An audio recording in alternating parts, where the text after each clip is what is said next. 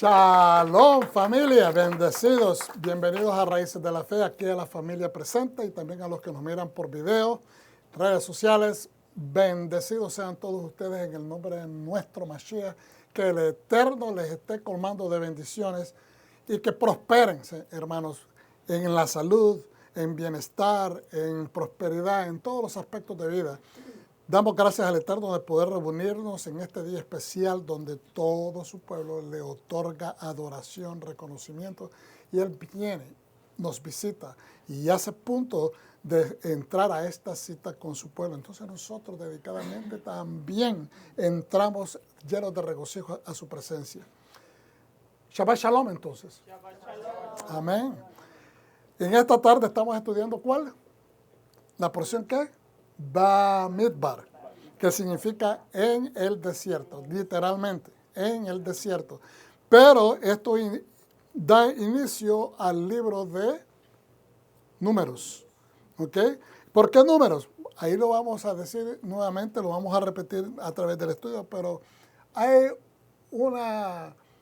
hay censos, se hacen cuentas de número de personas, etc. Entonces yo creo que de ahí es donde viene la lógica de traducir este libro, que en el hebreo literalmente dice en el desierto, a ser utilizado o traducido como el libro de Números, porque trata acerca de eso. Bamidbar, en el desierto, comprende estudiar de la Torá Números 1:1 al 4:20. De los profetas se estudia Oseas 2 del 1 al 22 y del pacto renovado Mateos 4:1 al 17. Obviamente hay siempre algunas otras escrituras que incluimos, especialmente del pacto renovado o Nuevo Testamento, pero ahí ustedes van a ver cuáles serán esas escrituras. Y les damos nuevamente la bienvenida a Raíces de la Fe. Somos una congregación mesiánica. Bienvenidos y espero de que este material, esta enseñanza les sirva de gran bendición a todos y a cada uno de ustedes. Todo el Sefer o libro completo de Bamidbar Números contiene 52 mandamientos. ¿Cuántos tiene en todo el libro? ¿Cuántos mandamientos? 52 mandamientos.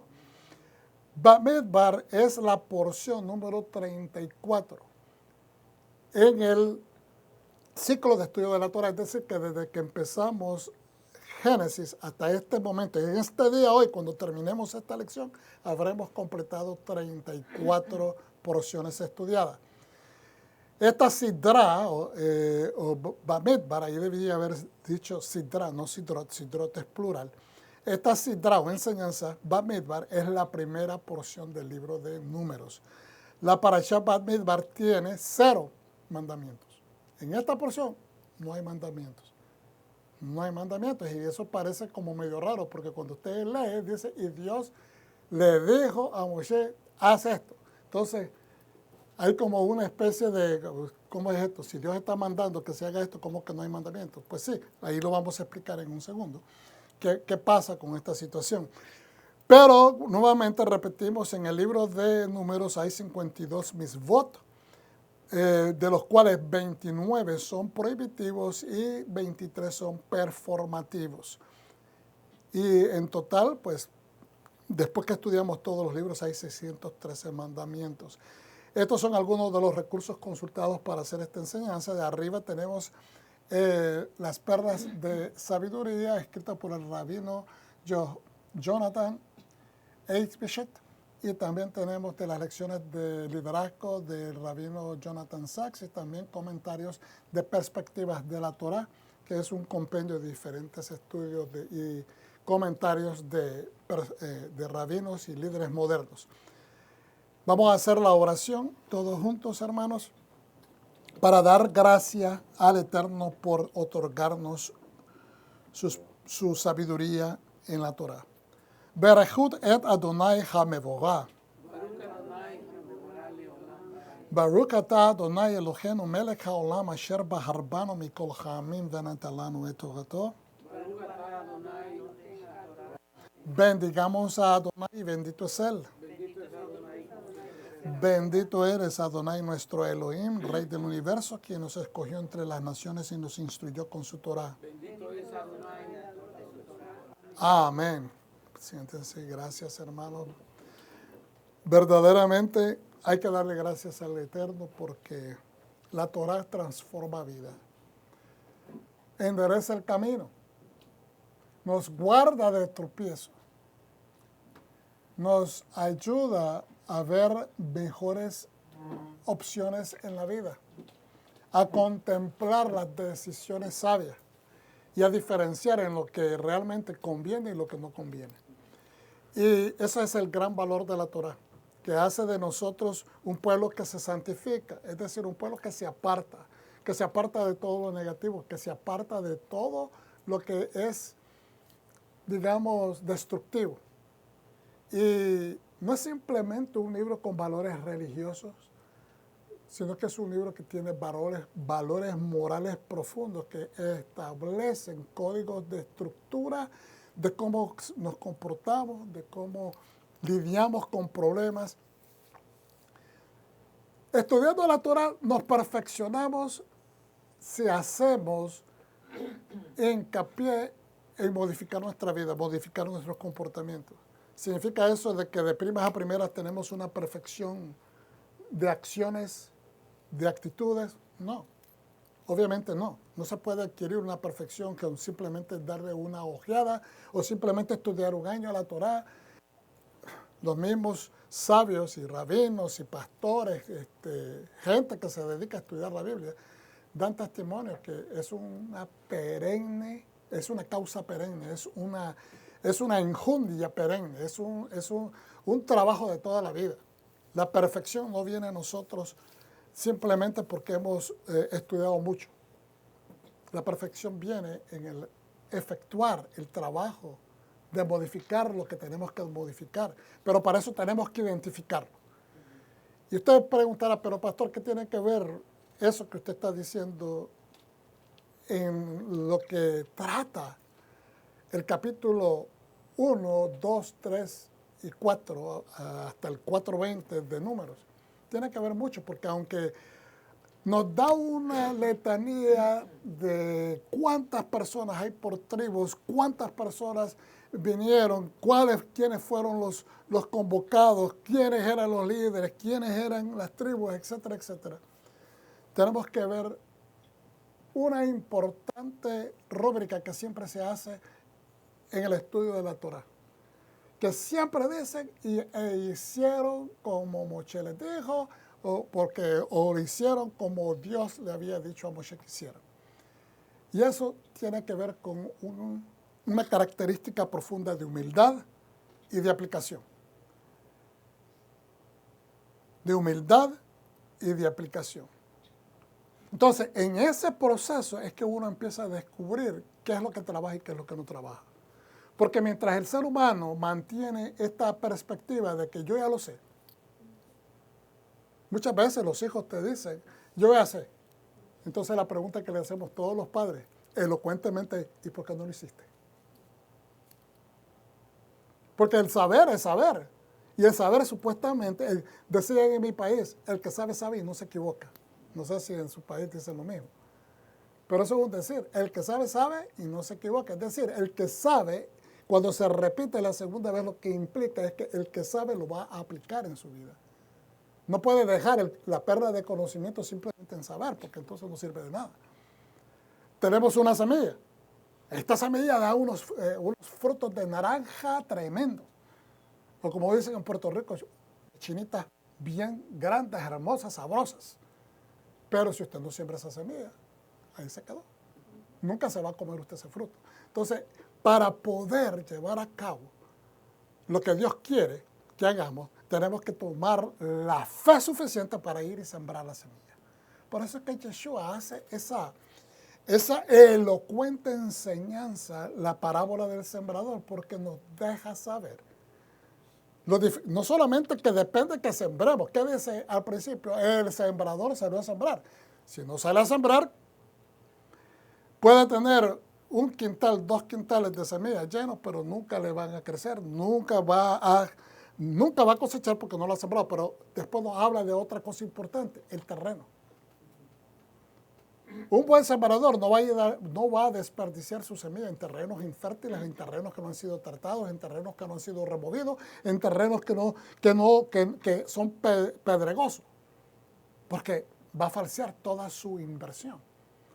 Ahora, luego de haber sembrado está la tercera parte, que hay que cuidar del terreno donde sembraste la semilla. Entonces, de eso se trata todo esto, aunque parezca medio raro o anacrónico, fuera de lugar, fuera de sentido, fuera de tiempo, lo es porque se trata de humildad, se trata de creer que Dios tiene una semilla en cada mandamiento que Él nos ofrece. Entonces, vamos a empezar. Adonai habló, dice en Números primeros, Adonai habló a Moshe en el desierto del Sinaí, en la tienda de reunión, en el Mishkan, el primer día del segundo mes del segundo año después de su salida de Egipto. Los sabios dicen, ¿por qué da tanta información de cuándo fue dada esta palabra? Y sin embargo, estos mandamientos no reflejan como mandamientos. Entonces, los sabios trataban de entender por qué se da tanta información sobre este evento cuando esto sucedió, pero que no pasan a ser estos mandamientos que reflejan en los 613 mandamientos de la Torá.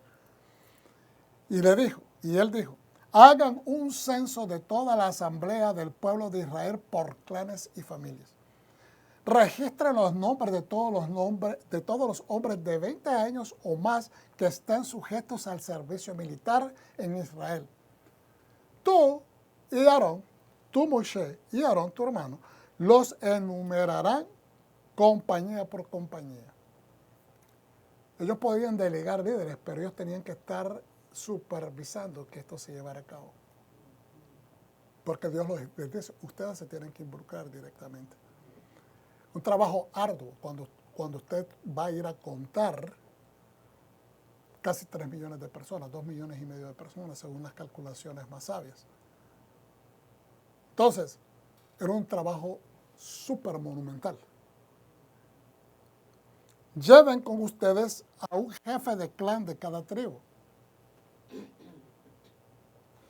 Esto, además de ser estratégico, tiene que ver con que los líderes de cada pueblo deberían de estar también activos y participando en esto porque tienen que recibir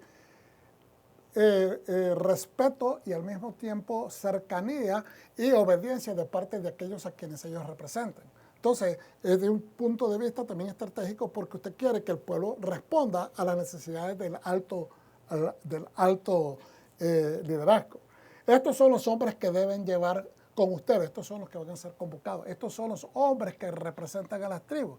De la tribu de Rubén, Elisur, hijo de Shedeur; de Shimón, Shlumiel, hijo de Surisadai; de Judá, Nachzón, hijo de Aminadab; de Yisachar, Natanel, hijo de Suar; de Zabulón, Eliab, hijo de Elón, de los hijos de Joseph; de Efraín, Elisama, hijo de Amiud; y de Manashe, Gamliel, hijo de Pedatsur; de Benjamín, Abidán, hijo de Gidoni; de Dan, Ejiezer, hijo de Amisadadai; de Asher, Pagiel, hijo de Ochran; de Gad, Eliasab, hijo de Uel; de Neftalí, Ahirá, hijo de Enán.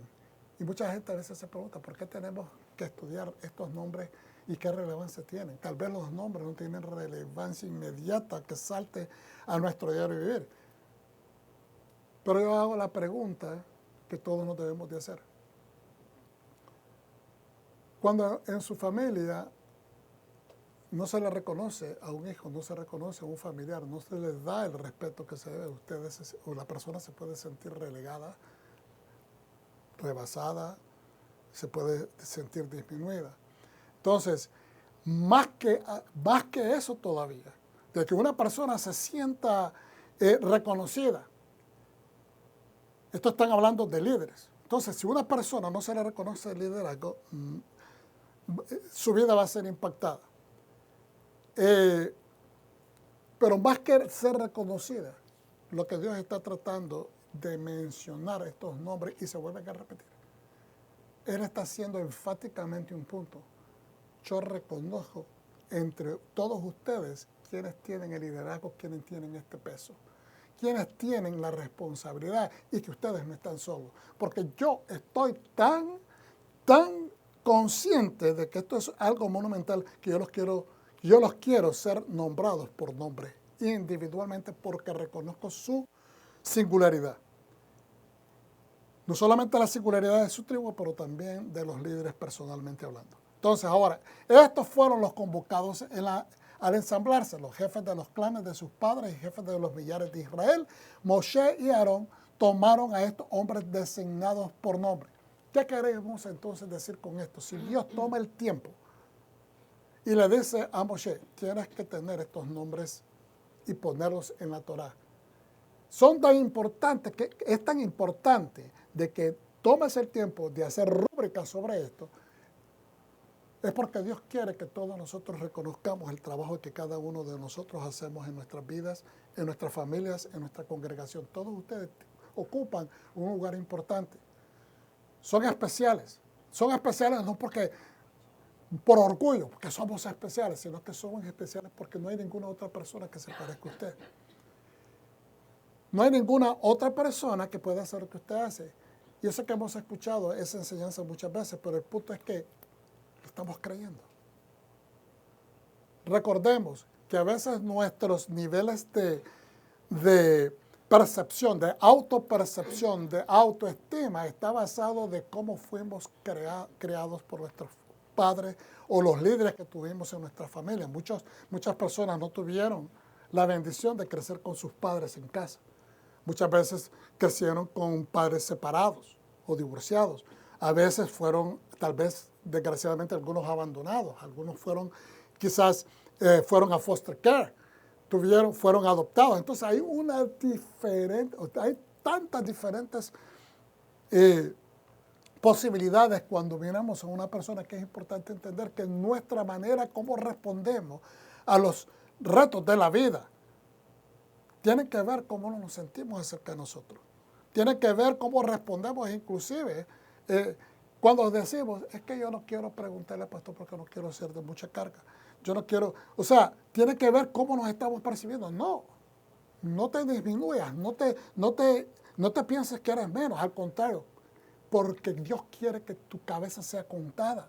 Entonces el trabajo de los líderes es tratar de que todo el mundo, no que se sientan bien, no cantarles el son individual a cada persona, porque eso sería exhaustivo, sería cansado tratar de hacer exactamente todo, que todo el mundo esté feliz, pero por lo menos que sean reconocidos y contados de esta manera, que todos reciban de la Torá, que todos reciban la atención, como en una maestra está en un aula hace una gran diferencia que tenga 50 muchachos metidos en un aula que tenga 20. Y estoy exagerando, porque en algunos países donde hay poco financiamiento para la educación, a veces hay grandes cantidades de estudiantes, pero la calidad de enseñanza disminuye porque la maestra no puede partirse en tantos pedazos, no puede dar atención a 50 muchachos en todo un día, mucho menos impartiendo 5 o 6 diferentes materias. Entonces, lo que debería ser normal es que no hayan más de 20 estudiantes en un aula para que esa persona pueda enseñar. Entonces, en un lugar, el pastor tiene que cuando hayan preguntas, darse la tarea de poder contestar. En muchos lugares no se hace eso, pero en muchas iglesias, inclusive en medio de iglesias, yo tuve pastores que hacían por lo menos una vez al mes reunirse y escogían 3 segmentos, de la A a la H o de la H a la otra letra, es decir, miraban todos los participantes de la iglesia o todos los feligreses y partían esa lista en grupos, ¿verdad?, basados alfabéticamente organizados. Y entonces, de tal letra a tal letra nos vamos a reunir en este. Entonces, cada trimestre, ese pastor trataba de sentarse con la congregación, con ese grupo de la congregación, para contestar preguntas, para traer algunas ideas, para ver qué estaba funcionando y qué no estaba funcionando. Yo creo que eso es importante, ¿verdad? ¿Por qué? Porque estaban tratando de levantar las cabezas, hacerlo sentir incluido. No significa de que porque uno da una opinión, esa opinión va a ser tomada inmediatamente. ¿Ok? No significa eso. Pero por lo menos el hecho de ser escuchado, quizás en ese momento esa idea es buena, pero no es lo que se buscaba, cómo implementar, o quizás no es el momento correcto. Quizás más adelante esa idea va a ser implementada. Pero lo importante es que Dios quiere que la gente se sienta presente, se sienta encauzada, se sienta parte de la nación. Y todo lo que está haciendo aquí Dios al mandarnos a contar es decir al pueblo, yo los amo. Yo los amo, ustedes son importantes para mí. Cada uno de ustedes está siendo contado porque quiero que se den cuenta que están siendo, como el pastor llama a su redil y llama a las ovejas por nombre, y cada una cuando las llamas pasan por debajo de la vara, están siendo contados y van hacia adentro del corral. Así igualmente quiero ser yo para ustedes, que sientan que yo los estoy tomando en cuenta. Hermanos, venir a la congregación a adorar el Shabbat.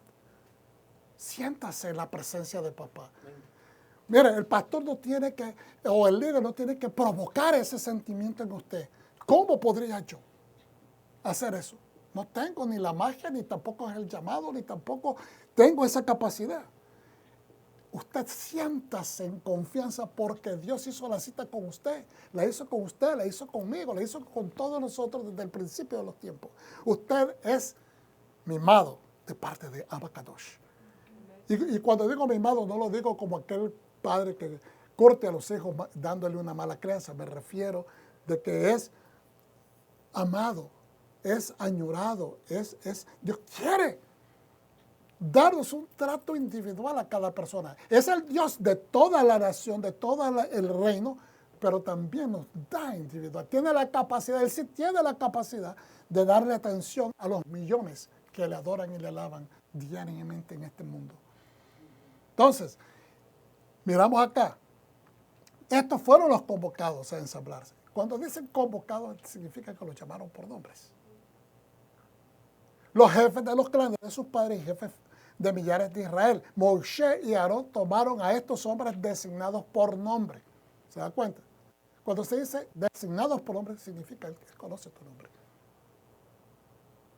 Estamos tatuados en las manos del Señor. El mismo Yeshua hizo aquella oración, creo que es que dice, nadie los podrá arrancar de las manos de mi Padre. Nadie.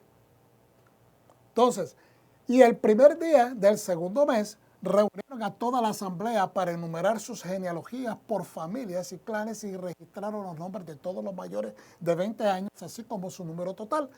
Moshe los contó en el desierto del Sinai, tal como le había ordenado el Señor. Tal como le había ordenado. Completó el trabajo.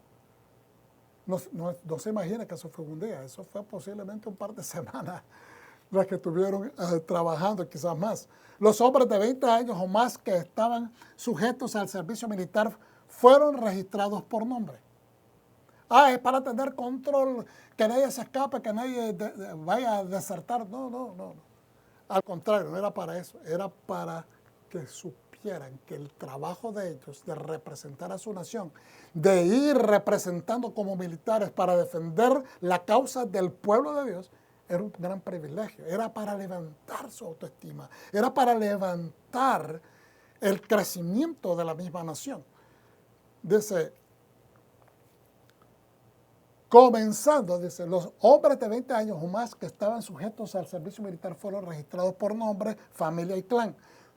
Comenzando con los descendientes de Rubén, el primogénito de Israel. Aquí están los totales. Y no los voy a repetir porque ya los mencionamos. Simplemente, fíjese bien, que hay una cantidad, ¿verdad?, de cada una de estas tribus. Y ahí al lado izquierdo se miran de qué verso a qué verso es que se cuenta, se hace el conteo y se dan todos los pormenores de su tribu. En el verso 44, Moshe, Aarón y los 12 líderes de Israel, cada uno de un clan, contaron al pueblo de Israel por clanes, dice, a los mayores de 20 años aptos para el servicio militar en Israel. Y la repetición nuevamente se hace. No es porque se le olvidó al escriba de que lo había mencionado anteriormente, es porque hay un propósito. El propósito no es aburrir al lector. El propósito es que el lector entienda que Dios se da la tarea de reenfatizar, de enfatizar, recontraenfatizar que Él está bien al tanto qué representamos para Él. ¿Qué representamos nosotros? Aquí cada uno de ustedes presente tiene un valor especial dentro de la congregación. No son simplemente una adición. Todos ustedes han venido en diferentes tiempos. Eso no es lo que establece la señoría como nos enseñaban en aquellos tiempos. Tiene fulanito, tiene tantos años de señoría porque está con el ministerio desde ese tiempo. Eso no es lo que establece señoría espiritual. La señoría espiritual es el crecimiento de la madurez de la persona. A veces hay personas que llegan a congregaciones de último y son los más dedicados. Pero el punto es que Dios mira el corazón. Nosotros podemos ver superficialmente, pero Dios conoce el corazón. Entonces, fíjense bien. Y el total general ascendió a los 603.550. 603.550. Pero los levitas, según el clan de sus padres, no fueron contados en este censo. Los levitas, como se les dijo, ¿verdad? No los cuentas. Y de eso un comentario un comentario en los Midrash, o creo que fue en el Humash que lo leí, que dice de que en un momento Moshe dijo, ¿qué pasó con los levitas? Pensó de que Dios los estaba separando porque los iba a regañar por algo que habían hecho mal. Acuérdense que ellos son los líderes, los maestros del pueblo, los maestros de la Torah. Entonces dice, y me pareció interesante porque nunca me hubiera imaginado yo eso. Pero de que él se amedrentó y dijo, ¿qué va a pasar? ¿Por qué los dice que no los cuente? Es decir, ¿qué pasó? Los está excluyendo, se portaron mal, ¿verdad? Como una persona que se preocupa por la congregación. Y entonces dice que no, que le clarificó, no, es que ellos ya te sirven a mí, me van a servir en el tabernáculo, por lo tanto, a ellos no los cuentes para el servicio militar. Entonces, dice, porque Adonai le había dicho a Moshe, no incluyas al clan de Leví cuando hagas el censo del pueblo de Israel. En cambio, encarga a los levitas el tabernáculo del testimonio, sus utensilios y todo lo relacionado con él. Ellos transportarán el tabernáculo y todos sus utensilios servirán en él. Ellos servirán en él y acamparán a su alrededor. Voy a mencionar esto. Voy a leer literalmente de acá del Humash. Del Humash de ArtScroll. Esta parte, voy a decirlo rapidito, si hay algo que no se entiendan me dejan saber. Censo de los levitas. Los levitas serían contabilizados ahora, aunque de una manera muy diferente al resto de la nación, pues mientras que los demás tribus fueron contabilizadas una vez y solo quienes tenían de 20 a 60 años de edad, los levitas fueron contados 2 veces. En este capítulo serán contados desde la edad de un mes. Desde un mes, lo que denota que en realidad no había edad mínima para los levitas, puesto que en este mes era solo para cerciorarse, es decir, chequeaban a los bebés que eran hijos de levitas, y si eran hijos de levitas de la tribu de Aarón, ¿verdad? No tribu de Aarón, sino de la familia de Aarón, para cerciorarse de que el recién nacido sería apto para sobrevivir. Tampoco había una edad mínima en el caso de los levitas, pues todos eran igualmente valorados sin importar su edad. Ante Dios no hay nadie que sea más que el otro, Él no hace excepción de personas. En otra modificación del procedimiento seguido respecto al de toda la nación, los levitas serían contados nuevamente en un rango etario, es decir, de igual edad, de 30 a 50 años. Eso está en el capítulo 4, verso 29 de Números. Las edades dentro de las cuales calificarían para realizar el servicio del templo. Eso era cuando una persona podía entrar a ejercer servicios en el templo. Tenía que tener la madurez ya en 30 años y estar versado en la Torá. El recuento de los levitas a partir del primer mes completo de vida estaba basado en la santidad intrínseca de la tribu. No necesariamente dependía del niño, sino que era de la santidad que ya la tribu representaba porque habían sido apartados por Dios, apartados por su estudio de Torah, apartados para ser los líderes espirituales del pueblo. Entonces, eso hacía que cada hijo que naciera dentro de ellos fuera empezado a ser chequeado, a ser ver si no tenía, digamos, defectos congénitos, etcétera, etcétera, porque si iban a pasar a ser eventualmente educados y servir en el templo, tenían que cerciorarse desde un principio. Lo que indicaba que la misión espiritual de los levitas no dependía de edad o vigor físico. El censo de quienes tenían de 30 a 50 años indicaba el periodo de máxima madurez física y emocional. ¿Qué es lo que está buscando entonces Dios al hacer estos diferentes censos?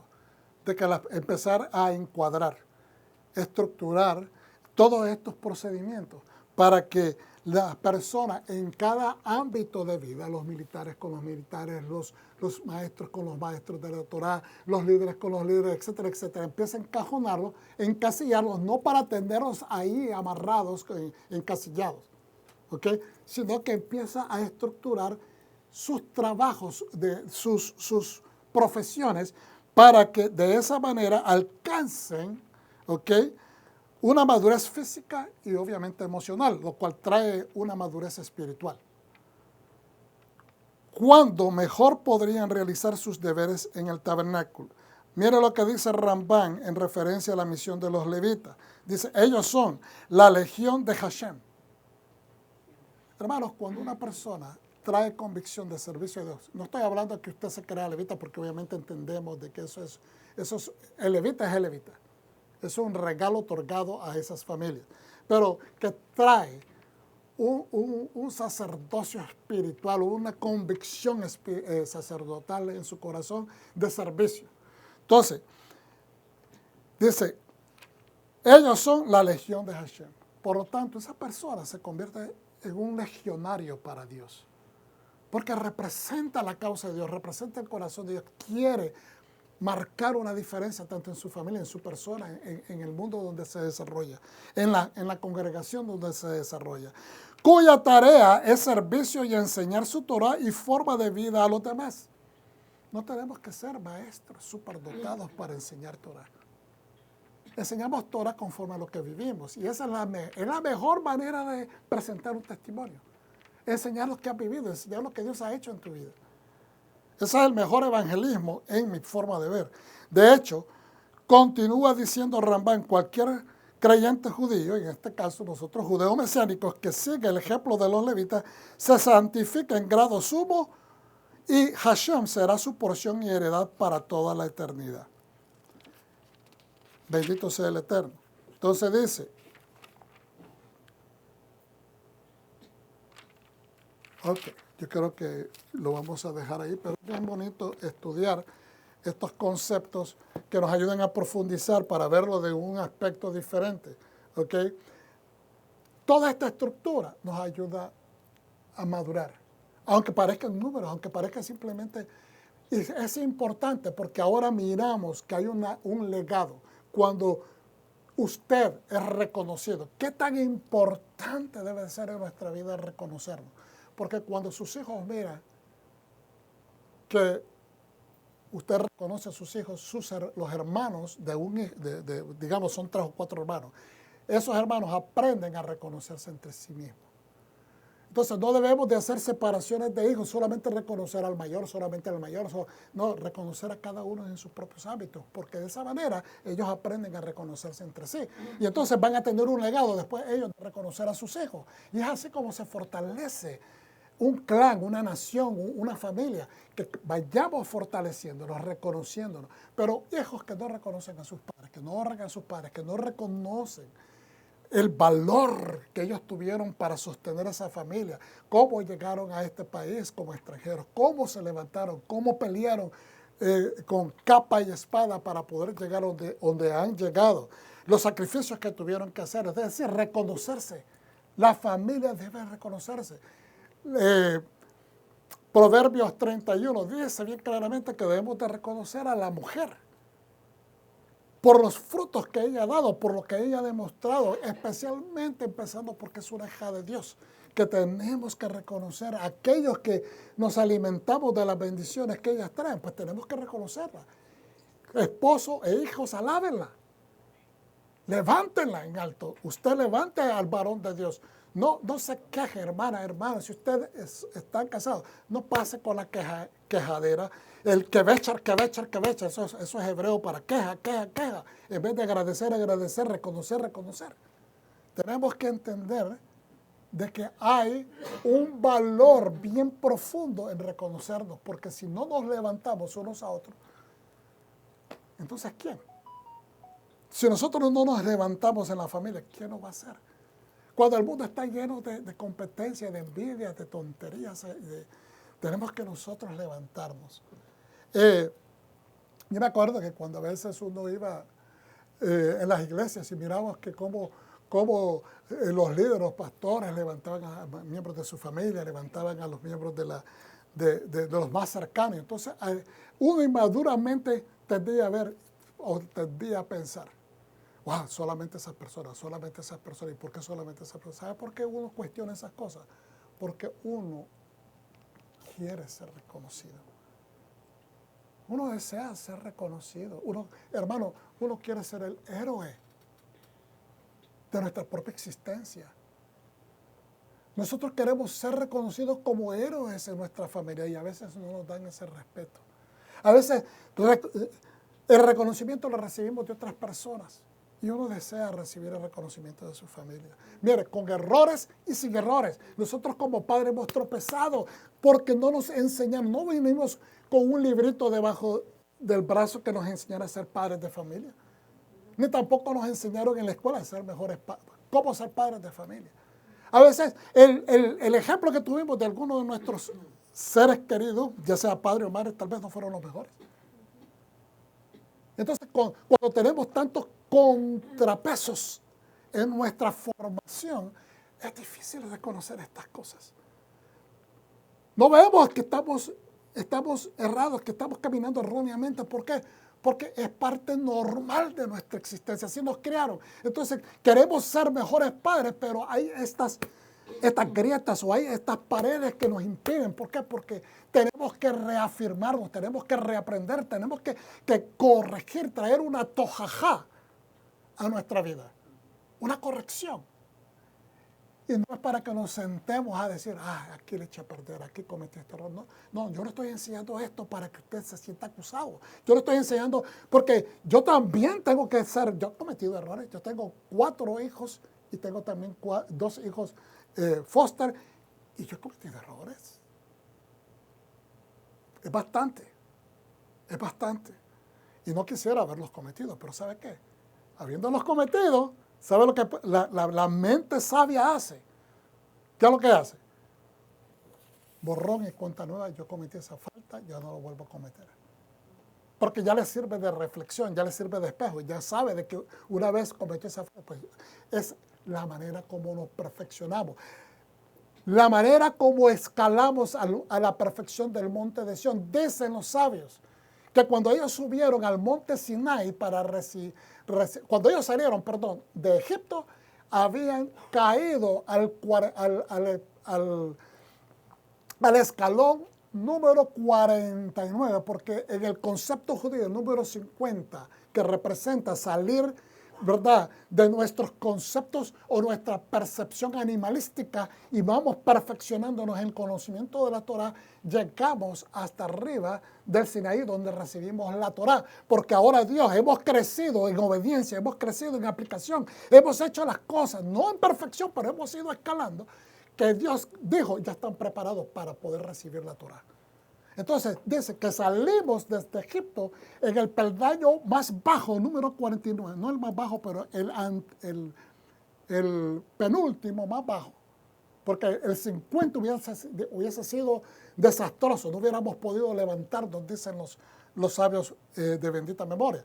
Pero Dios nos subió hasta el Sinaí porque habíamos alcanzado el peldaño más alto o el penúltimo más alto, porque el último sería 50. Y el 50 vino con la entrega de la Torah. Porque Él nos vio, dicen ellos, nos vio con el deseo, con el hambre y con la convicción de que lo que diga Hashem, eso vamos a hacer.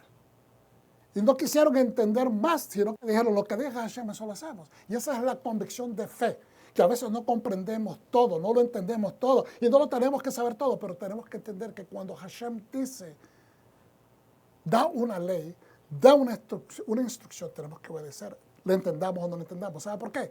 Es en el proceso que la vamos a entender. Porque vamos a ver los productos, los frutos que esa ley trae para nuestra vida. Entonces, en cambio, encarga a los levitas el tabernáculo del testimonio, sus utensilios y todo lo relacionado con ellos. ¿Por qué? Porque eso es el futuro del pueblo. Ese es el futuro, este libro, la Torá, contiene el futuro por la eternidad del género humano. Es por la eternidad, no es para nuestros tiempos, es para el futuro eterno. Entonces, por eso es que dicen que ellos se preocupen por relacionarse con los utensilios, por cargarlos, llevarlos, cuidarlos, porque eso es lo que va a traer, no solamente el ritmo de humildad, el ritmo de aplicación, el ritmo de obediencia, pero también ellos van a aprender y van a enseñarlo al pueblo.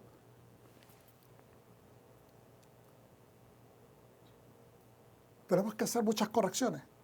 Y corregir sí implica morir a uno mismo. Y morir a uno mismo es doloroso. Morir a uno mismo es doloroso. Porque no nos queremos desprender de esa persona.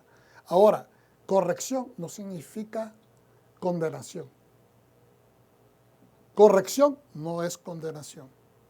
Corrección es que Dios quiere que nos elevemos. Condenación es disminuirte. Tenemos que traer la convicción y aplicarla de que Dios lo que quiere es mejorarnos, no empeorarnos.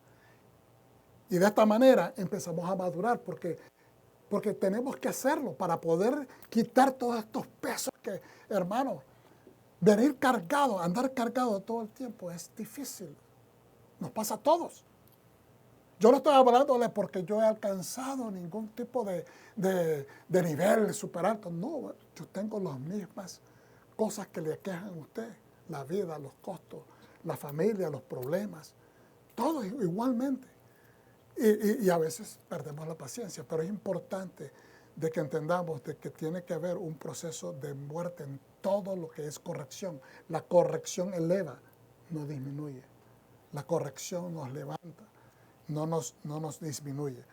Entonces, es muy obvia la razón por la cual se tradujo el nombre del libro Bamidbar, que significa literalmente en el desierto, con el nombre de números en el griego y latín. Y de ahí a las lenguas romances, derivadas de todos estos dos sistemas lingüísticos. Usted sabe que, por ejemplo, el español está el castellano, pero también hay locuciones latinas como también el de latín y griegas. Y de ahí las lenguas romances, es decir, todas las lenguas romances, la mayor parte de las lenguas que se hablan en Europa son descendientes de estas dos lenguas. Dentro del sistema greco-romano, el concepto de números, cantidades, solían asociarse o ser implicativos de poder por mayoría. ¿Por qué querían ellos agrupar tantas colonias y tantos? Porque entre más colonias dominadas, más pueblos dominados, más incrementaba el número de soldados. Entonces, entre más grande el número de poblaciones, más grande el ejército. Una armada gigantesca no solo afirma la confianza del mismo pueblo, pero también infunde temor al enemigo. Entonces, Dios estaba consciente de que el pueblo necesitaba no verse como esclavo, no verse como un pueblo que está amedrentado. ¿Por qué, hermanos? Siempre vivían debajo del látigo, siempre vivían debajo del garrote. Entonces, aprendieron a tener miedo. Entonces Dios lo que estaba tratando es tratar con la psicología de un pueblo que tenía que salir dentro de lo que ellos entendían. Obviamente era un pueblo mucho más primitivo de lo que somos nosotros ahora, que era en la antigüedad. No habían desarrollado lo que hemos desarrollado ahora, pero al mismo tiempo habían sido amedrentados al nivel de sentirse menos. Entonces Dios tenía que trabajar primeramente con su psicología para eventualmente trabajar con su espiritualidad, lo cual conlleva a fortalecer su fe. Entonces por eso los dice, cuenten.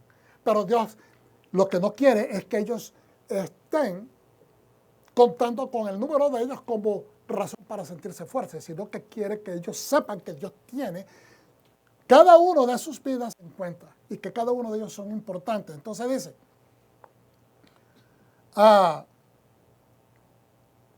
donde me quedé, una armada gigantesca no solo afirma la confianza del mismo pueblo, pero también infunde temor al enemigo. Las culturas imperialistas antiguas y las modernas.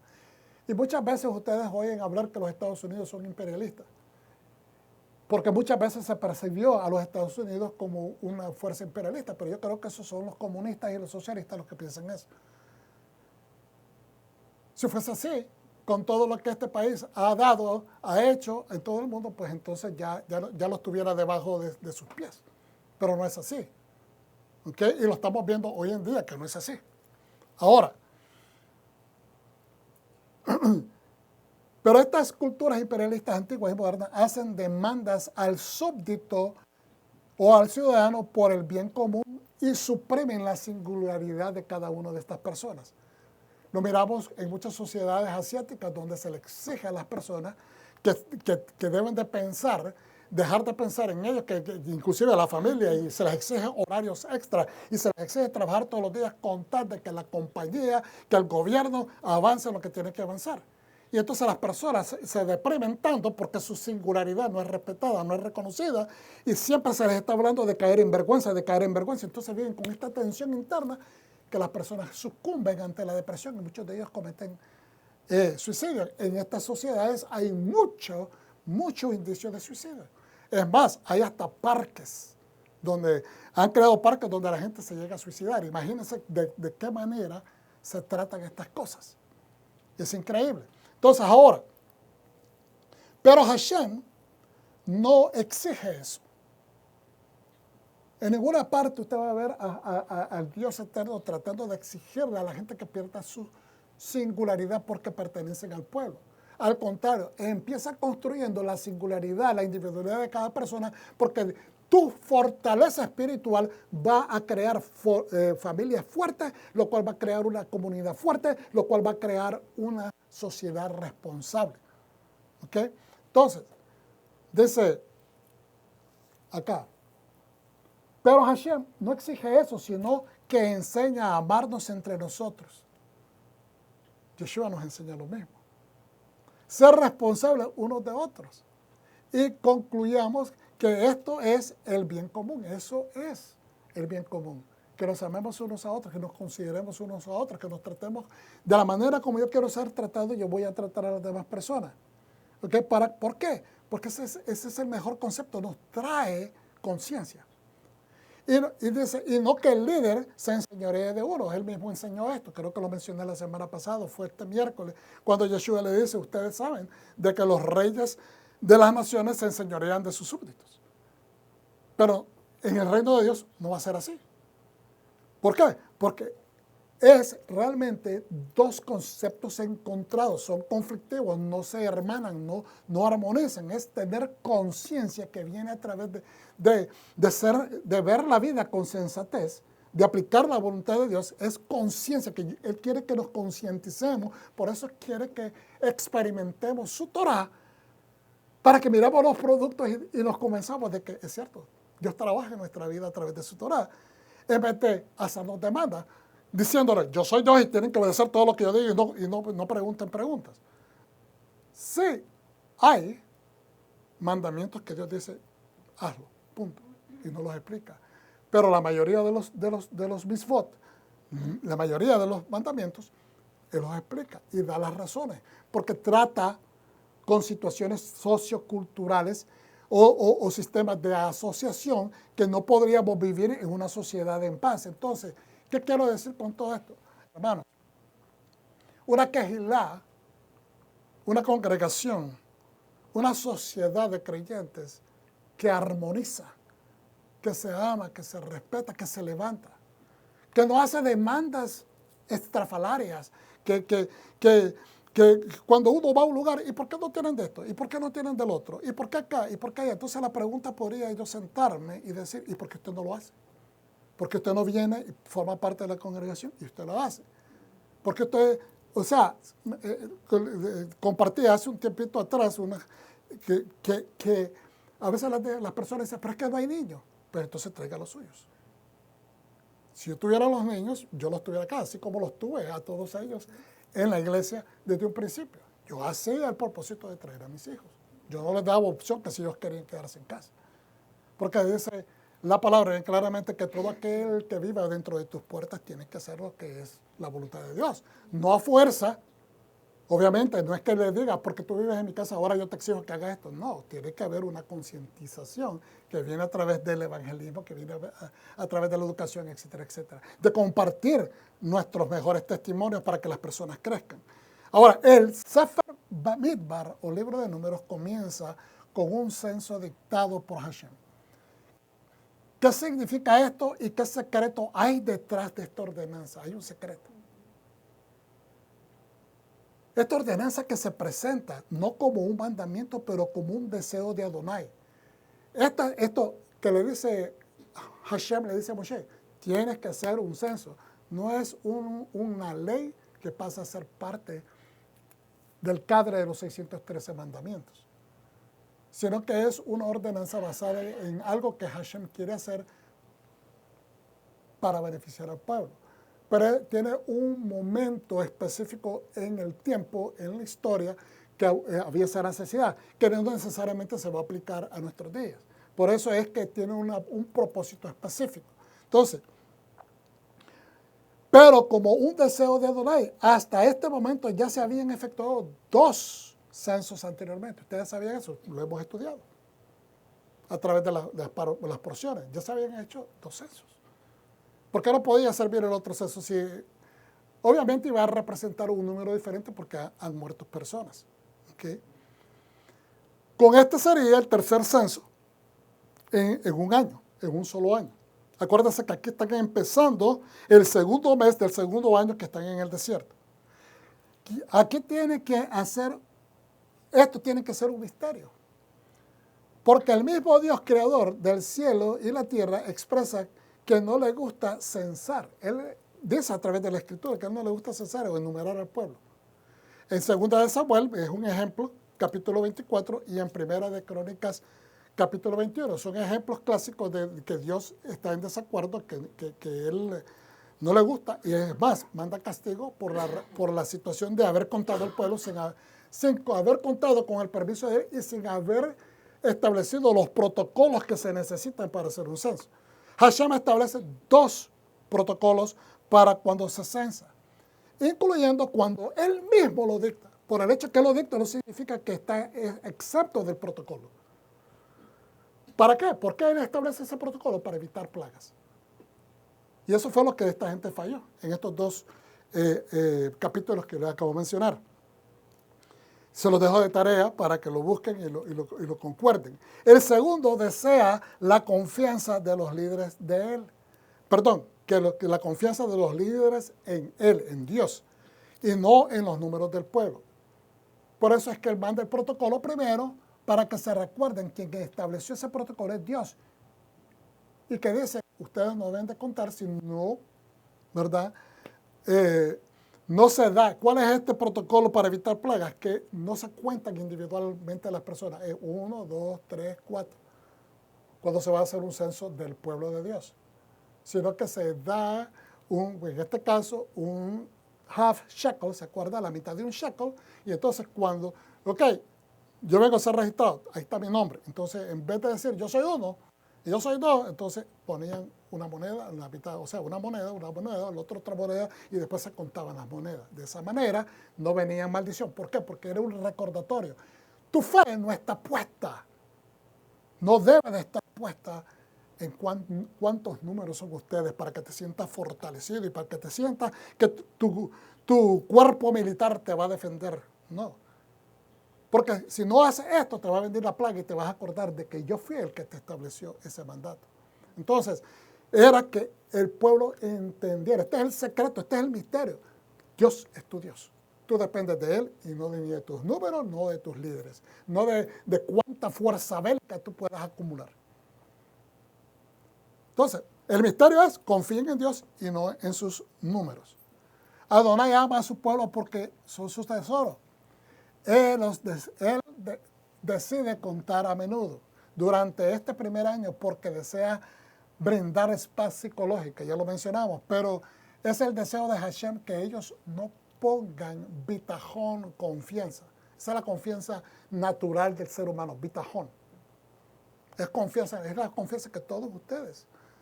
Es la confianza con la que nos levantamos todos los días, sabiendo que vamos a recibir un cheque, sabiendo que tenemos que ir a trabajar, aunque estemos cansados, aunque no hayamos dormido. Muy bien. Ese es el bitajón del ser humano. Pero lo que Dios quiere es que ejerzamos la fe que va más allá de todo entendimiento, que es la emuná. Es que sobrepasa el entendimiento. Es una fe que declara de que Dios es el todo y que Él va a solucionarnos el problema. ¿Cuántos dicen amén? Amén. ¿Usted confía en Dios de esa manera? ¿Usted confía en Dios de esa manera? Amén. Tenemos que confiar en Dios de esa manera, porque realmente es el que tiene la solución a nuestra problemática. Ese es el deseo de Hashem, que pongamos emuná en Él, fe en Dios, que les ha dado la libertad. Él nos liberó. Él nos sacó de un mundo de oscuridad. Él, a través de Mashiach, nos dio la puerta para llegar a Él. Si Él nos dio, dice, a su propio Hijo, ¿qué más nos va a retener? Nada. Pero tenemos que efectuar la moneda más preciosa y de más alto precio en el universo, que se llama fe. Eso es lo que compra el movimiento. Y yo utilizo esa palabra de una manera específica, no disminuir o hacer negociación con la palabra de Dios. No, porque cuando digo para comprar, porque hay que comprar, hay un currency, ¿cómo se dice en español? Una moneda que paga por un intercambio. Entonces, cuando nosotros aplicamos la moneda del intercambio celestial, es la fe, vamos a recibir de parte de Dios. Cuando usted va a la tienda, va a comprar, no le van a dar el producto si usted no lleva la moneda del país. Pues igualmente la moneda del reino de los cielos es la fe. Hashem los contó al salir de Egipto. Los censó después del incidente del becerro de oro para definir cuántos perecieron y afirmar que sobrevivieron muchos. Entonces, cuando se murieron aquel montón de 3,000, imagínense que empiezan a caer muertos ese montón de gente ahí. Toda la gente horrorizada. Vamos a morir todos, Dios nos va a matar. Porque ellos no sabían, ¿verdad?, que la ira de Dios se iba a derramar nada más en los que habían provocado lo del becerro de oro. Los que se metieron a jugar, como dice la Escritura, que era prácticamente a entrar en adoración pagana y de ídolos y orgías y todas estas cosas. Entonces ellos no sabían que iban a ser, si iban a ser destruidos o no. Entonces, ¿qué sucedió, hermano? ¿Qué sucedió? Que Dios mandó a hacer ese censo para que se dieran cuenta de que sí, murieron 3,000, pero la gran mayoría sobrevivió. O sea, ¿qué es 3,000 de gente que faltó a la Torá? Que faltó no digamos a la Torá, pero a un mandamiento que no deberían de tener dioses ante Hashem, otros dioses ante Hashem. Eso lo conocían desde antes, porque es parte de las 7 leyes noajidas. Y esa es una de ellas. No debes de tener otros dioses en frente de Hashem. Ellos lo conocían. Entonces, ¿pero qué sucede? Una vez más los enumeró cuando se inauguró el santuario del Mishkan. Y ahora ordena a Moshe y a Aarón a censarlos al inicio del libro de Bamidbar. Números. ¿Por qué? Simplemente porque Adonai ama a su pueblo. Sí, sí. Pero también Sí, es verdad que Dios ama a su pueblo, pero es respetuoso de sí mismo, de su voluntad y de su gloria. Él quería que lo reconocieran a Él como su único recurso de sobrevivencia en medio del desierto. Ciertamente Dios honra y desea que honremos su Torah. Entonces, dice los comentarios de los sabios de que creo que es Rambam el que hace este comentario. A veces confundo si es Rambam o Rashi, pero creo que es Rambam. De que fueron pasados y trajimos esta enseñanza un tiempo atrás. Me acuerdo que hice tomé los dibujitos de que el pueblo de Dios pasó por tres elementos. Por el agua, perdón, por el fuego, por el agua y por el desierto. Por fuego, por agua y por el desierto. Salieron de Egipto. Salieron de Egipto y fueron primeramente pasados por el agua cuando estaban frente al mar de Juncales o el Mar Rojo y tenían las espaldas contra el Mar Rojo y el enemigo venía de frente y Hashem se paró en una cortina de fuego para defender, para separar al enemigo del pueblo de él, pero dicen de que él mandó al pueblo que pasara cuando estaban desesperados. Le dijo a Moshe que abriera, entonces pasaron por el medio de las aguas. Entonces pasaron la prueba del agua. Y llegaron al Sinai y allí recibieron la prueba de fuego, que fue, ¿verdad? Llegaron a tener temor que Dios los iba a consumir. Y entonces, pero se manifestaron los fuegos, los truenos, los rayos y todo encima del monte y recibieron la Torá. Pero eventualmente, caminando por el resto de los 38 años en el desierto, pasaron la prueba de fuego. También se pone como ejemplo de que el mismo Abraham pasó 10 pruebas diferentes. Y la verdad es que creo que Abraham es el ejemplo de que las pruebas vienen para el justo de diferentes formas. Puede venir de fuego, de tierra, de viento, de agua y de amor. Porque la prueba que Dios le pone y le dice, mira, ve y sacrifícame a tu único hijo, el hijo que tú amas, el hijo que yo te di, el hijo que tú amas. Esa es una prueba de amor para él, de desprenderse del propio amor de su hijo, y una prueba de amor hacia su creador, que le ha demostrado fidelidad y protección. Es una gran prueba. Es decir, todos los elementos, creo yo. Abraham fue puesto a prueba porque él fue inclusive víctima de ser puesto en un horno de fuego también en Ur de los Caldeos, y que Dios lo defendió y no dejó que se quemara su cuerpo.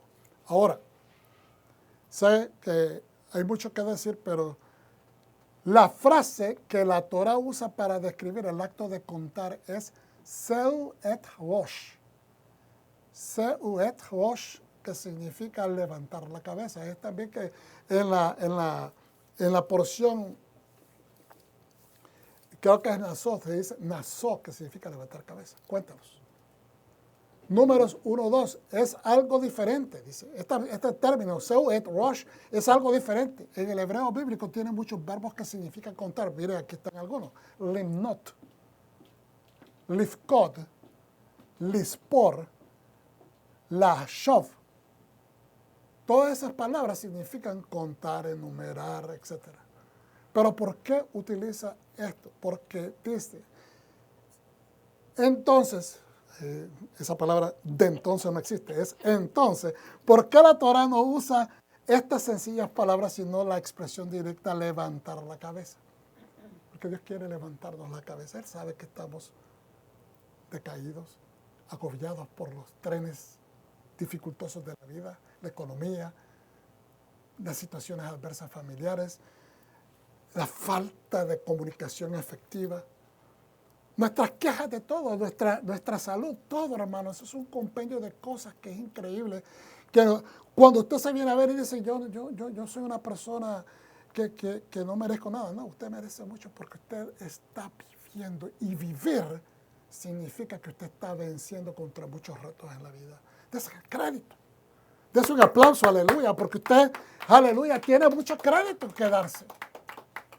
De verdad. Vencer en la vida no es tener éxitos, ni diplomas, ni cosas que hemos adquirido. Trofeos. ¿Qué pasó?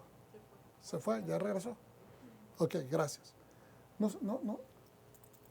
No debemos de minimizar nuestros esfuerzos y nuestros avances en la vida basados solamente en reconocimientos o en trofeos, pero creamos de que si hemos llegado hasta acá es porque Dios ha estado con nosotros.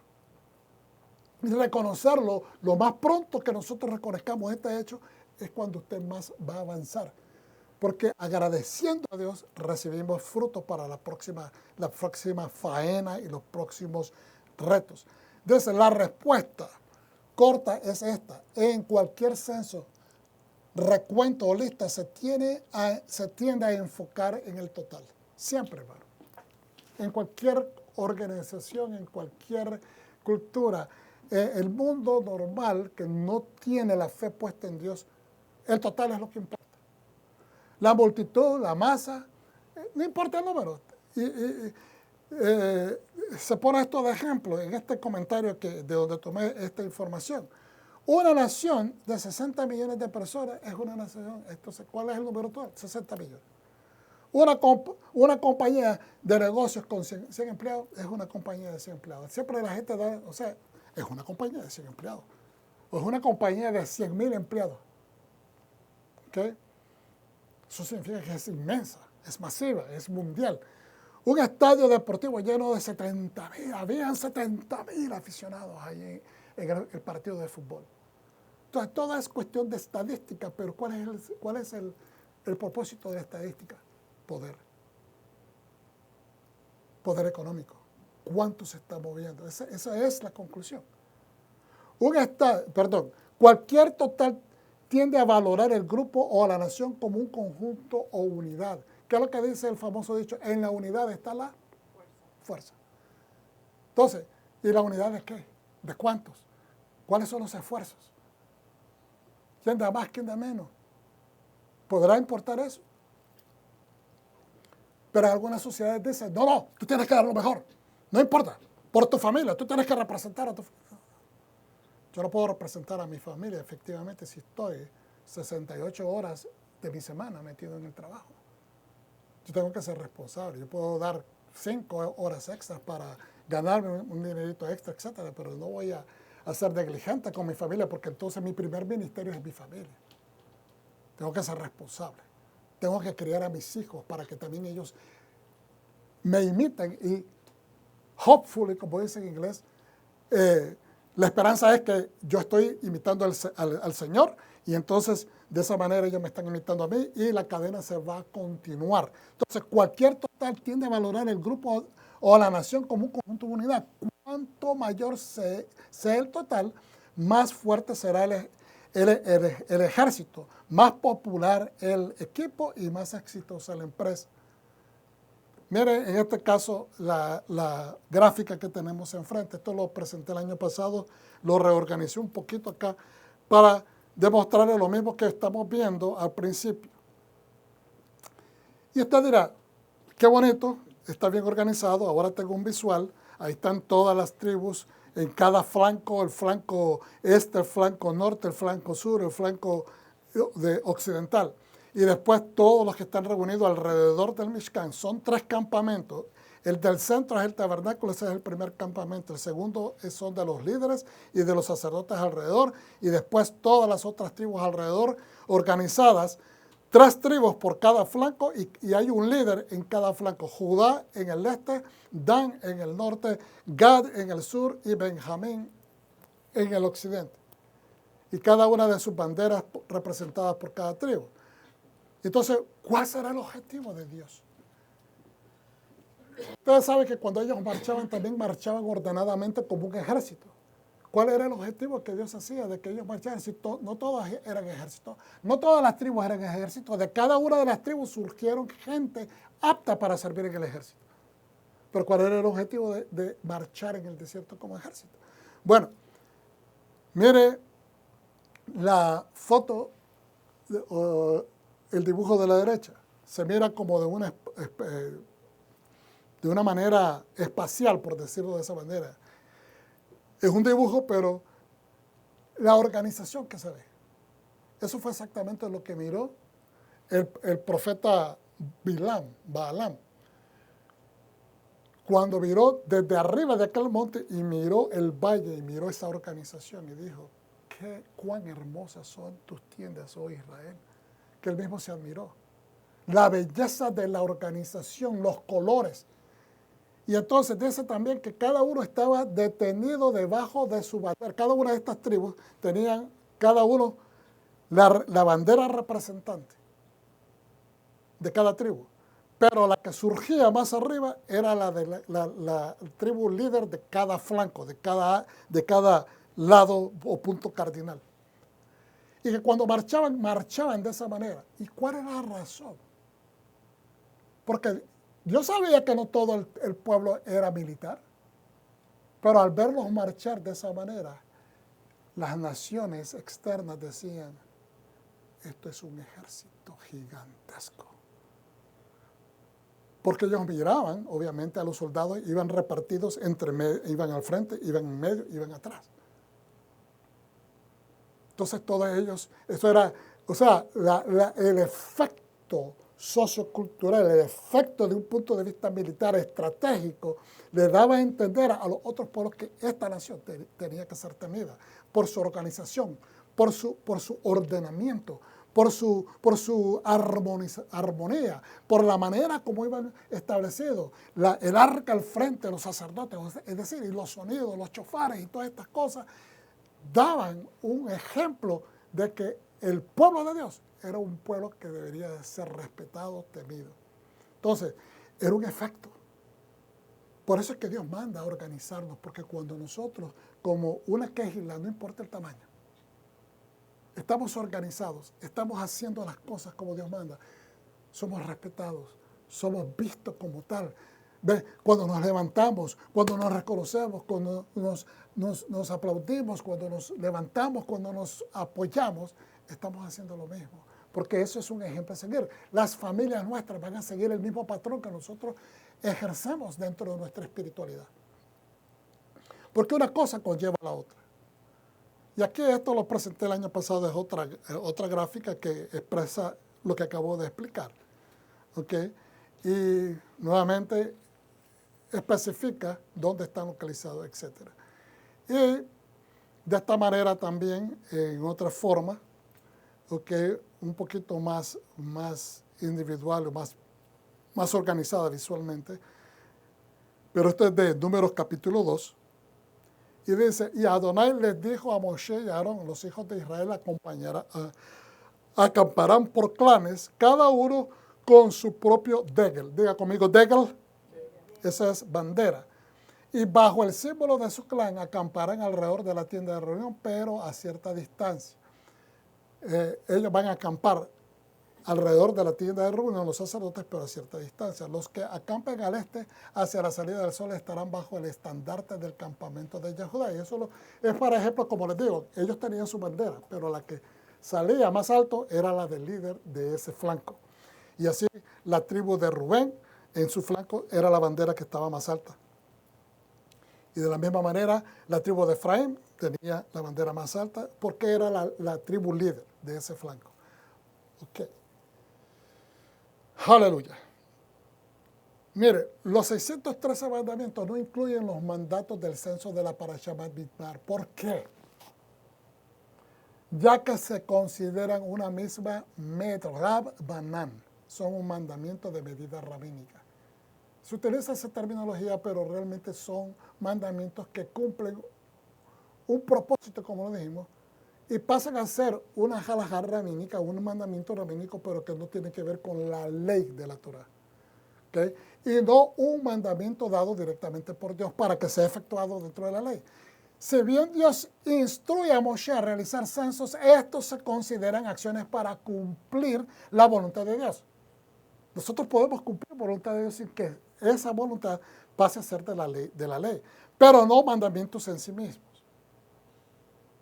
No sé si me explico. Hay mandamientos que están en la ley de Dios que dieron a luz a otras ordenanzas, que el hombre estudió y dijo, ¿sabes qué?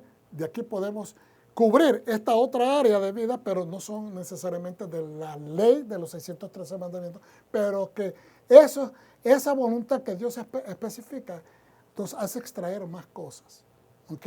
Que nos van a servir. ¿Qué es un mitzvot medrabanan? Un mandamiento rabínico. Son leyes u ordenanzas derivadas de la Torá por autoridades rabínicas siguiendo los principios y las guías de la Torá. No significa que son malos. Lo que son ordenanzas malas rabínicas son las que contradicen la voluntad de Dios. Que esa era la lucha de Yeshua todo el tiempo contra las tradiciones rabínicas.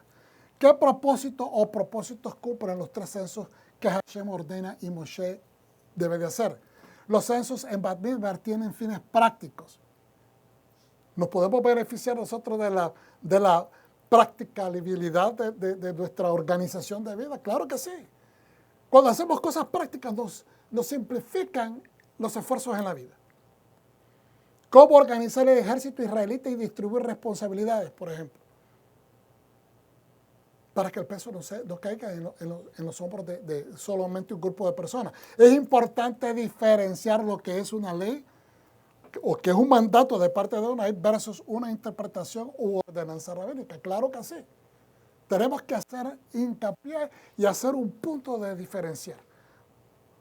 Porque no podemos empezar a perder la perspectiva, porque entonces empezamos a dejar de observar la Torah por observar mandamientos de hombres. No estamos diciendo que nos deshacerse de las cosas que son buenas. Estamos diciendo que algo que contradice la voluntad de Dios, porque uno se da la tarea de estudiar más estas cosas que estudiar la Torah, entonces perdemos perspectiva y es a veces donde hay conflictos. Una interpretación u ordenanza rabínica, dije eso, lo cual puede surgir de una necesidad, pero no es una ley trascendental. Los censos, por ejemplo, fueron ordenados como práctica, donde el Eterno vio la necesidad organizativa que tenían los líderes del pueblo. Entonces, Dios dio estas órdenes sobre un censo porque quería organizarlos. Quería organizarlos. ¿Okay? Si bien Dios inicia el proceso, el recuento y la organización los lleva a cabo Moisés y otros líderes, lo que los convierte en acciones para cumplir la voluntad de Dios en lugar de mandamientos directamente divinos. Es decir, Dios quería organizarlos y eso es un propósito bien específico. ¿Por qué los quería organizar? Uno, necesitaba de que entendieran que eran una nación grande. Dos, que al ser nación grande necesitaban estructurarse para tener éxito en todas las empresas que tenían que hacer. ¿Por qué? ¿Por qué? Porque necesitaban repartir responsabilidades. Entre más organizados y responsables las personas sean dentro de sus posiciones, van a ser más accountable, ¿cómo se dice? Más contables, más responsables de presentar un reporte que diga, esto se hizo por esto. Ok. Ahora miren, aquí tenemos otro ejemplo de la organización de ellos. Ok. Tenemos, esto lo tomé de los dibujitos que salen en el Midrash, dice. Y dice acá, los colores son dibujos más simples, pero creo que van al grano y hablan acerca de lo que representan, los nombres, los colores de cada bandera y qué representa cada dibujo. ¿Okay? Y algunos tienen esa conexión con la bendición que dio Jacob antes de morir a todos sus hijos. Estos fueron los censados del pueblo de Israel por clanes. El número total registrado en los campamentos compañía por compañía fueron de 603.550. Entonces vamos a terminar compartiendo esto, hermano. ¿Okay? En Osea, capítulo 2, 1, 22, dice lo siguiente. Sin embargo, los hijos de Israel serán contados como los granos de arena junto al mar. Van a ser innumerables, van a ser tantos. Entonces mucha gente se cuestiona la veracidad de esta profecía, si se ha cumplido. Porque los judíos en total alrededor del mundo son como alrededor de 15 millones. Algunos dicen 17 millones, quizás, yendo a números extremos. Pero la iglesia de Yeshua HaMashiach alrededor del mundo está, yo digo que tiene por lo menos 3 billones de creyentes. Los que están regresando a la Torah todavía no se sabe un número exacto, pero sí. De aquí en adelante hay mucha gente que va a empezar a observar porque está especificado en otras profecías de que vamos a retornar a la Torah. A observar los mandamientos y obviamente a observar y abrazar a Yeshua HaMashiach como la opción de salvación. Entonces dice, sin embargo, los hijos de Israel serán contados como los granos de la arena junto al mar, que no se pueden medir ni contar para que llegue el momento en que en lugar de que se les diga, vosotros no sois mi pueblo, se les dirá, sois hijos de Dios viviente. Los que no eran mi pueblo pasaron a ser mi pueblo. Entonces el pueblo de Judá y el pueblo de Israel serán reunidos. Esta es la profecía. El pueblo de Judá, que es las tribus del sur, con las tribus de Israel del norte, que son 10. Nombrarás para sí mismo un líder y subirán de la tierra. Nombrarán un líder para sí mismo. Yeshua HaMashiach, el líder, el Mesías. Eso habla del Mesías proféticamente. Y subirán de la tierra porque ese será un gran día. El día de Israel. El día donde establece el reino de Dios en la tierra. Di a tus hermanos, a mí, mi pueblo. Di a tus hermanos, a mí, mi pueblo. Y a vuestras hermanas, Ruhama, compadecida. Reprende a tu madre, repréndela, porque ella no es mi esposa y yo no soy su esposo. Esto era cuando el pueblo estaba en desobediencia y Dios mandó al profeta a llevar estas palabras. Y le puso a cada uno de sus hijos estos nombres específicos que Dios le mandó que les pusiera, porque estos hijos eran hijos de una mujer que, o sea, Dios lo mandó a que se casara con esta mujer que era una mujer impura, una mujer de la noche. Reprenda a tu madre, repréndela, porque ella no es mi esposa y yo no soy su esposo.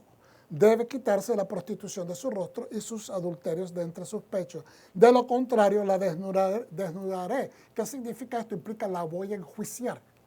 La voy a llevar a juicio, la voy a traer al templo y la voy a desnudar, porque eso no solamente se hacía en Israel, habían otras culturas donde se hacía lo mismo.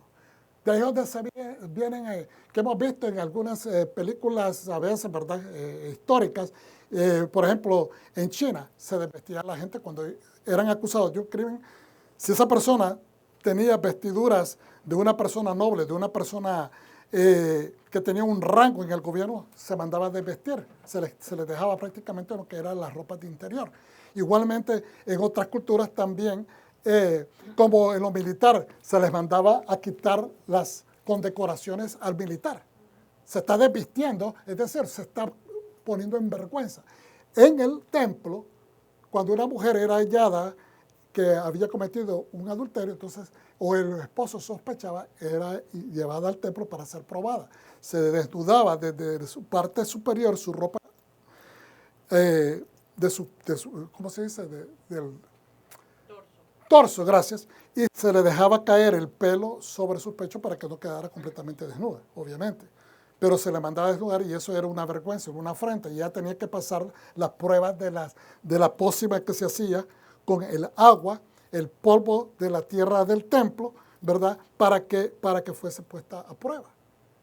Si se decaía su pierna o recibía embates físicos, era que era culpable. Si ella no sentía nada, pues era inocente. De lo contrario, la desnudaré, la voy a llevar a ser enjuiciada y colocarla como era en el día que nació, es decir, desnuda. Hazla como un desierto, ponla como tierra seca y matarla de sed. Entonces, todo esto es importante entenderlo porque Dios no quiere hacer eso con el pueblo. Por eso le dice, dile, repréndela, que se arrepienta. Mañana vamos a estudiar, como es el día de Shavuot, vamos a estudiar qué es la tohahat. ¿A qué se refiere la Torah cuando está haciendo corrección? Antes que ellos vayan y reciban la Torah. ¿Okay? Eso es parte de lo que se estudia antes de recibir la Torah en estos tiempos. Porque le está diciendo corrección.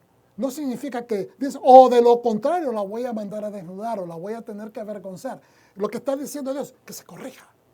Repréndela, llámale la atención para que no tenga que suceder esto.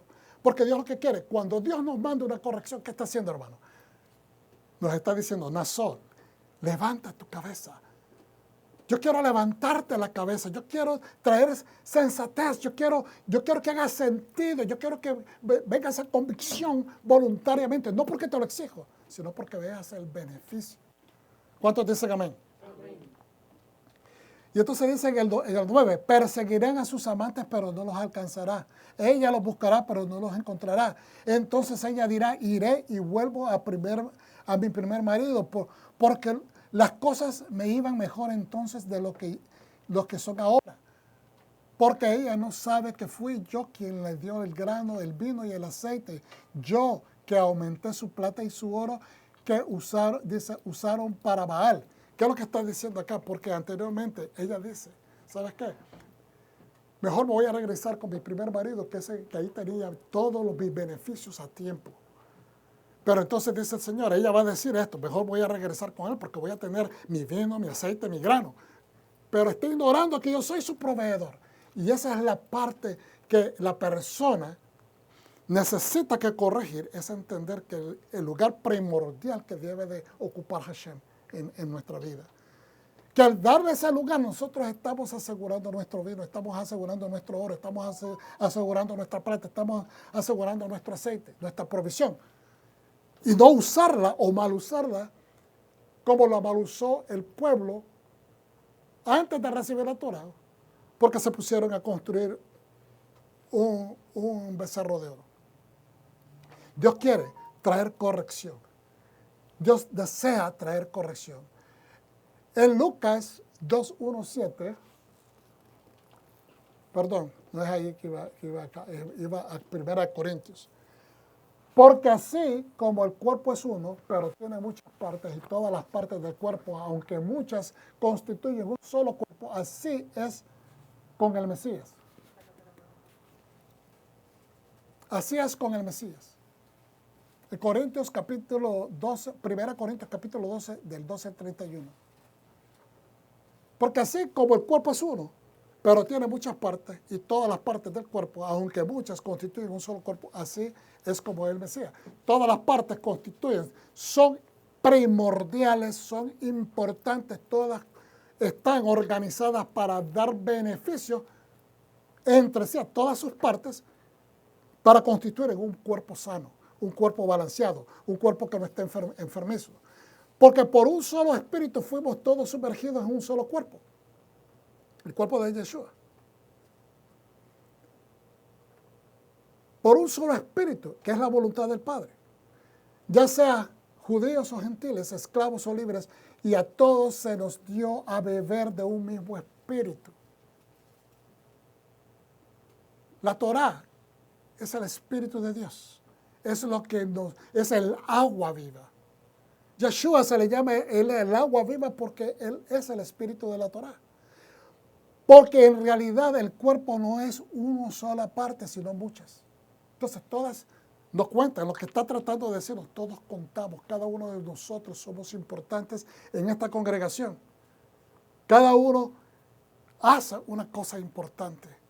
Cada oración de ustedes por su familia, por esta comunidad, representan una pieza del esquema de este rompecabezas importante que es la comunidad del Eterno.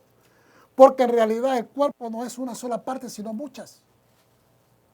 Si el pie dice, no soy mano, luego no soy parte del cuerpo, eso no significa que deje de ser parte del cuerpo.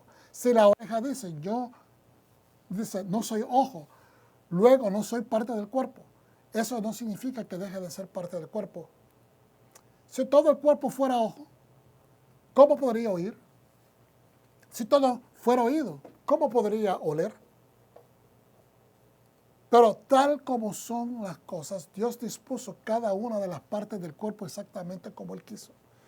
Ahora bien, si todos fueran una sola parte, ¿dónde estaría el cuerpo? Entonces yo digo, usted representa esa parte que hace falta. El oído, si una persona pierde un oído, no está completo. Aunque pueda oír todavía por un oído. Si una persona pierde un ojo, aunque pueda ver con este ojo, su otra parte, su periferia es afectada porque ahora no puede ver la periferia de este lado. ¿Estamos entendiendo? Es necesario. Dios puso todo con un objeto. Dios puso cada parte conforme a esa significancia y necesidad, la puso ahí. Es necesaria. Usted es parte de este cuerpo. Ahora bien, si todo fuera una sola parte, ¿dónde estaría el cuerpo? Pues no habría cuerpo, estarían partes diseminadas, repartidas, y no conforman un cuerpo, son individuales. Pero tal como son las cosas, en verdad hay muchas partes, pero un solo cuerpo, hermanos, somos un solo cuerpo. Yo le insto a muchas personas, muchas veces, dejemos de hablar de que en ciertos lugares, o sea, hacer diferencias y tirarnos unos a otros, vamos a edificarnos, vamos a seguir hacia adelante. Si uno se enfatiza en una cosa, amén. Si uno se enfatiza en otra cosa, con tal que no se están cometiendo herejías, que se estén diciendo cosas que no están bíblicamente confirmadas, que no existen en la Biblia, se están inventando cosas que son completamente fuera del contexto bíblico. Eso es una razón para decir, esto no es parte del cuerpo. Pero si están diciendo, como digo yo, unos dicen una verdad, pero otra persona dice, no, pero a esta verdad tú tienes que aumentarle esto y esto y esto. Sí, pero es que está diciendo una verdad. No está diciendo es la verdad completa. Tú puedes tener la otra parte de esa verdad. El otro puede tener un comprendimiento mucho más profundo y más amplio de esa verdad. Pero no deja de ser verdad. Dejemos de estar buscándole defectos a cosas o inventando limitaciones a otros simplemente para justificar que yo soy un mejor maestro o que mi congregación tiene más valor que otra. Eso no hace sentido. Porque estamos demacrando la cara del cuerpo de Yeshua. Estamos desmejorando la salud del cuerpo. No podemos hacer eso. Así que el ojo no puede decir a la mano, no te necesito, ni la cabeza a los pies. No lo necesito. Al contrario, las partes del cuerpo que parecen menos importantes resultan ser las más necesarias. Hermanos, somos necesarios. Hermanos, yo los necesito a todos ustedes. Y espero en el amor de Yeshua HaMashiach que usted sienta que usted me necesita a mí. Y no estamos hablando desde el punto de vista económico ni de prioridades de necesidad porque me conviene. Estoy hablando de necesarios como parte del cuerpo armonioso del Mesías.